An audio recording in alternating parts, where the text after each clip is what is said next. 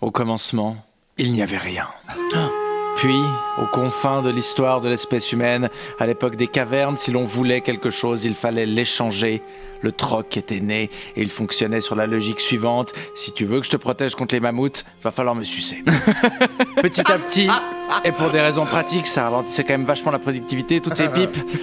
Ce sont les matières premières qui furent utilisées, puis des pièces frappées à partir de métaux précieux. La monnaie était née et elle fonctionnait sur la logique suivante. Si tu veux que je te suce, va me falloir 2 pièces d'or. Puis, en 2016, des Suisses allemands austères se réunirent dans un bureau gris pour élaborer un système de paiement mobile instantané. Twint. La classe. À part ça. Ah bah désolé, mais ça a quand même plus de gueule que d'autres inventions suisses, comme le velcro, les bus de remplacement Valorbe ou Bertrand Piccard. Et plus qu'une application, avec Twint, on a même inventé un verbe. Hey, je te twint. Ouais, mais alors je te contre-twint. Du coup, je te sur-twint. Non, mais sinon, c'était twint. Non, mais genre twint, carrément twint. Slay, twint. Twint, double twint, carton. Et maintenant, Twint, c'est plus de 770 millions de transactions annuelles, dont 75% à des commerçants. Et ça risque pas de changer aujourd'hui, puisque c'est le Black Friday. Soit le jour où les grandes marques nous avouent à grands coups de rabais qu'elles nous enfilent tout le reste de l'année. En plus, j'ai vérifié, Vaseline fait pas le Black Friday, dommage. Et oui, du coup, dans mon historique, il y a Vaseline Black Friday. Maintenant, Google doit me confondre avec Lucas Vieux-Mier. Salaud. Bref, c'est le Black Friday et on va toutes et tous ressentir le besoin d'acheter des trucs dont on n'a pas besoin. Et il y a de fortes chances qu'on les paye via Twint. Ce qui poserait pas de problème si Twint n'agaçait pas les commerçants à cause des frais de transaction. Dans les journaux de Tamedia, une boulangère lausannoise se plaignait cette semaine en disant « Les gens payent par Twint pour un croissant à 2 francs ». Puis dans les commentaires sous l'article, les gens étaient là. Quoi ? 2 balles pour un croissant ? J'adore Internet. Tu vas amener un sujet de débat, puis les gens s'engueulent sur toute autre chose. J'aurais pas été étonné de lire. Et pourquoi Twint n'est pas disponible à Gaza ? Puis je sais pas. Si tu veux pas que les gens t'achètent des trucs qui coûtent 2 balles, bah faut vendre des maisons, pas des croissants. Cela dit, certains commerçants ont pas attendu Twint pour se plaindre. Ouais, faut quand même le dire, chaque fois que tu vas dans un petit commerce, tu dois écouter les patrons gueuler sur les zones 30, la police du commerce et les paiements par carte. Et après, ils s'étonnent que tout le monde commande sur Internet. Ouais, bah sur Internet, je me fais pas engueuler par le site.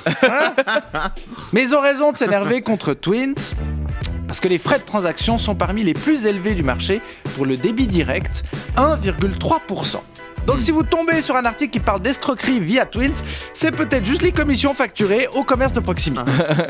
Parce que pour les grands magasins, c'est plus facile. Oui, Coop et Migros ont pu négocier des meilleurs taux directement avec Twint. Sympa ça. Hein ? C'est fou tout ce que t'as le droit de faire en Suisse quand tu t'appelles Coop ou Migros. Faut appeler vos enfants comme ça, ils iront jamais au tribunal. Non, en Italie, ils ont la mafia sicilienne et la Camorra. En Suisse, on a la Coop et la Migros. Essayez, si vous tombez sur un article qui parle de leurs pratiques commerciales, vous remplacez Coop et Migros par des noms de mafia et ça joue parfaitement. Ah, bien sûr, les petits commerçants ont réagi. La Commission fédérale de la concurrence a été saisie, donc dans pas longtemps, le directeur devrait recevoir une offre qu'il ne peut pas refuser et se réveiller avec un steak de cheval M-Budget dans son lit.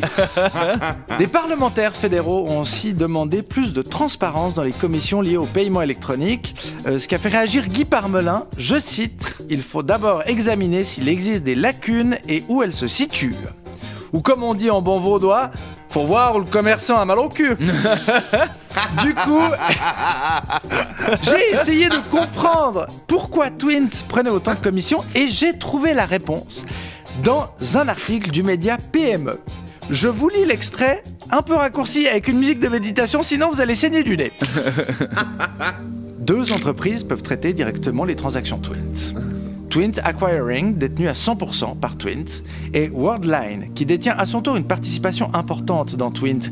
Derrière ces 2 entreprises se cachent notamment 5 banques, dont PostFinance et UBS. Ces mêmes banques devraient aussi détenir une participation majoritaire dans Six Group, qui a à son tour des parts dans Worldline et Twint, et traite également tous les paiements pour le compte de Twint. Et de quoi? C'est quoi cette orgie d'entreprise? Un gangbang? Attendez, la finance suisse c'est le Cap d'Agde, on sait plus qui est dans qui. Et après le secret bancaire, on a l'opacité bancaire. C'est plus secret, c'est juste trop compliqué pour qu'on comprenne.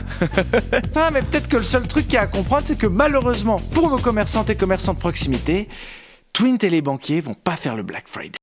Quelle indignité. Je suis pas venue ici pour souffrir, ok? Nous sommes sur le service public. Foutu pour foutu. Ce n'est pas l'idée, voyez-vous, que je me fais du service public. C'est une honte. Benjamin Descoster.